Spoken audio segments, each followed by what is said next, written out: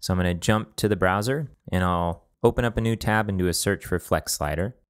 And let's just jump to the home page. So here's an example. You see that we have back and forward navigation as well as pagination here. And we can click the navigation in order to go through the different content here. Now let's look at some more demos. So here's a basic slider. As we hover over, it looks like the front and back navigation tools become visible. That's kind of a cool feature, so they don't necessarily have to get in the way of the content. There's also a couple other features here, and I'm just pointing out the features so we know what we're getting by using this instead of building our own. So if we hover over the arrow, it becomes darker. We can click on it, and once we do, the slider will stop sliding automatically. That is, because we've interacted with it, it's no longer going to scroll to the next item automatically. Now you might notice these slides moving, and that's because I'm pressing the Shift key.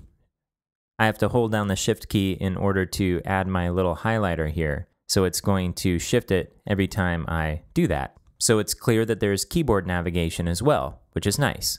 We can also use the back and forward arrow buttons. Now I didn't see it with this slider in particular, but I would also expect to be able to hover over a slideshow in order to stop it. And it turns out that there's an option for that in the Flexslider configuration. So again, one more thing that we won't have to build ourselves. Let's take a look at another example here. Slider with thumbnail control nav pattern. So this time, instead of there being dots, we now have thumbnails, and we can click on these in order to navigate to them. Everything else is the same. Let's take a look at slider with thumbnail slider. So on this one, if we click next, you see that this slider down here also follows suit. These two are connected with one another. It's actually two different sliders showing the images at different sizes, but they're interacting with each other. That's pretty nice. Let's look at the basic carousel. Okay, so even though these are images here, this is kind of what we're looking for with our snippets. We'll only display 2 items at a time, and they won't be images, they'll be text, but it's the same deal. We'll skip these next 2 for now,